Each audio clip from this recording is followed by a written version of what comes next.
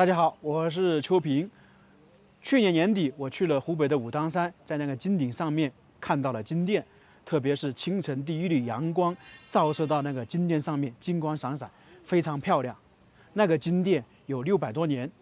那么其实金殿不光武当山有，现在我来到的是昆明，这里也有座金殿，并且这座金殿还跟吴三桂有关。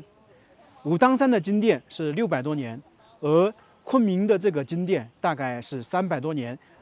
为什么会跟吴三桂有关？首先呢，金殿是吴三桂建造的，那么金殿里面跟武当山一样是供奉的真武大帝。那么按照当地的一些说法，真武大帝的模样就是按照吴三桂的模样来建造的，就跟我们前段时间看武则天的模样或者李世民的模样一样。现在我们就准备去看看是真是假。大家看到没有？前方这里是有一些城墙，这个跟武当山很相像吧？武当山相当于2个城墙，一个是金顶的，还有一个是金殿的。它这里也是一样，这里相当于就是太和宫金顶一样，然后金殿的周围也有一串城墙，它是根据武当山来建造的。那么这个跟武当山一样，金殿也是属于在太和宫那边，这个地方是跟武当山一脉相承。这个牌匾是属于光绪时代的，已经100多年了。棂星门大家应该非常熟悉，很多文庙都有棂星门，包括一些陵墓也有棂星门。那个金殿就在前面一点点，估计这个金殿肯定是比武当山那个金殿大一点啊。这里有个魁星楼，那么在这个地方就被称为紫禁城，因为它是按照武当山来建造的，有皇城，还有紫禁城，就是最核心的地方。所以这个建筑已经差不多390年的历史了。上面就是金殿，在这里还有个丹壁石呢，坐落在昆明鸣凤山上面。它是明朝万历30年，当时的云南巡抚仿照武当山创建太和宫，铸铜建真武殿。这个跟武当山一样的，因为算是一脉相承。我们说武当山金顶上面的金殿传承了在那里600-700年了。明朝崇祯10年，这座山上的铜殿迁移走了。清朝康熙10年，也就是公元1671年，当时的吴三桂重新建了这座铜殿。当然，吴三桂建造这个铜殿是有它的目的的。这座铜殿重达250吨，是中国现存最大的铜建筑。金殿中供奉真武铜像。为什么说吴三桂他是有政治目的？当时吴三桂他被封为平西王，统治这边嘛，他为了巩固他的权力才建造这个。这个金殿总的重量达到250吨，全部是用黄铜铸造的。它是重檐飞阁仿木结构，整个建筑高6.7米，宽和进深都是6.2米。这种纯铜的建筑非常少，感觉比武当山那个大多了。可能很多人会有疑问，是黄铜铸造的，怎么这个金殿是黑色的？这是由于经过300多年氧化了。而武当山的金殿感觉是不是有点不一样？它顶部那里是金黄色的，下面是黑色的。这是由于武当山这个金殿自从建造之后，上面会出现一个奇观，雷火炼殿，就是有雷击的天气，雷会经常击打这个金殿，所以呢就会产生这种颜色。但是后面专家说，为了保护，安装了避雷针，那个雷火炼殿的现象就再也没有出现过了。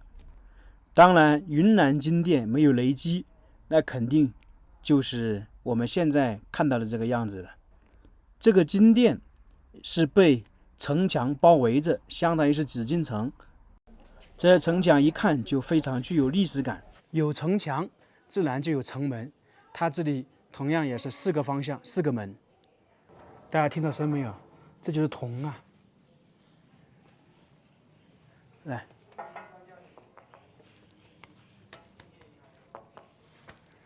我们就来仔细看一下这个金殿。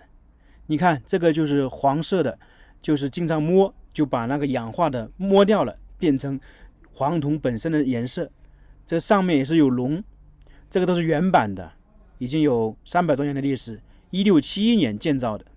我有个疑问，武当山的金殿当时的所有部件是在北京建造，然后运送到武当山组装，它是采用榫卯结构。那么不知道这个金殿当时是在云南建造的，还是从其他地方建造运送过来的？金殿里面供奉的就是真武大帝，仔细看一下是不是有点不一样？一个人坐在这里，而且很威严。这里的真武大帝是按照武当山那个真武大帝来仿造的。关于武当山真武大帝还有一个说法，当时朱棣大修武当，那很多东西都建完成，就等着那个金殿。当时金殿和真武大帝的塑像都是在北京建造，而当朱棣看到真武大帝那个塑像模样之后，大发雷霆，就说你们怎么建了一个这样的东西出来？于是把那些工匠都杀害了。那么后续建造的工匠就非常忐忑，要去聆听朱棣的训话，到底怎么建造。当时朱棣就跟他说了2个字，看我。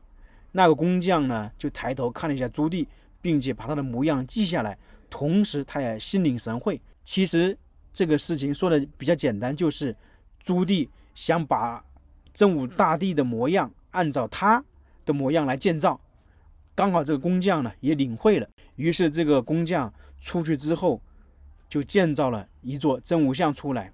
当时前来朝拜的官员看到这个真武大帝，哎呦，非常像朱棣，故而武当山金殿里面的真武大帝像一直有一个传说，就是按照朱棣的模样来建造的。尽管说昆明金殿里的真武大帝是仿照武当山的，但是大家看一下这个塑像是不是不一样？特别脸型和那个发型完全就不是明朝的。这个金殿和真武大帝像是在清朝康熙年间吴三桂命人打造的。在当地一直有一种说法，这个真武大帝的像是按照吴三桂的模样来建造的。为什么会说这个真武大帝就是吴三桂的模样？我们看过清朝的电视剧，应该了解他那个发型是不一样的，就是辫子额头上剃光了。在清朝初年有一个政策嘛，就是所有的人必须要剃头发。你看他这里，如果是真正的真武大帝，应该不是这个样子，不会说是这种发型，所以很有可能就是在建造这个铜像的时候，吴三桂偷梁换柱，就把本身要建造真武大帝的形象就换成自己的，这个是很有可能的。所以当地传说这个吴三桂长这个样子是有一定的可信度的，大家觉得如何？我觉得还是有点可信度的，要不然一个真武大帝的铜像发型不会弄成清朝这个样子的。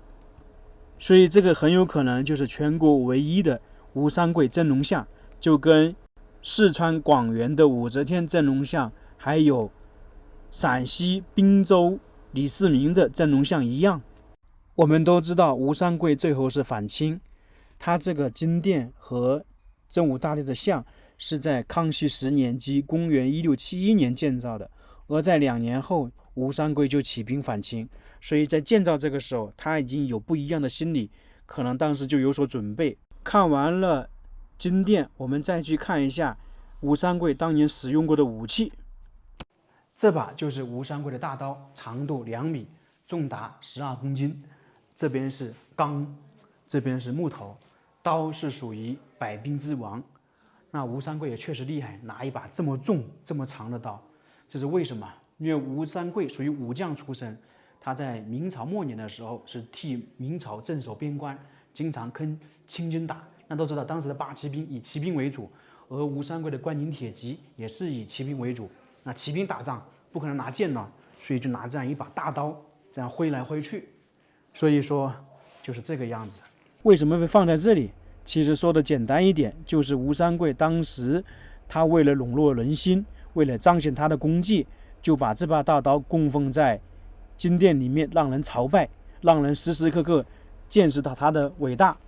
尽管说吴三桂建造金殿是有他的目的，最后他的结果大家也知道，康熙12年的时候，就1673年发动了三藩之乱，在1678年的时候，在现在的衡阳登基称帝，国号大周。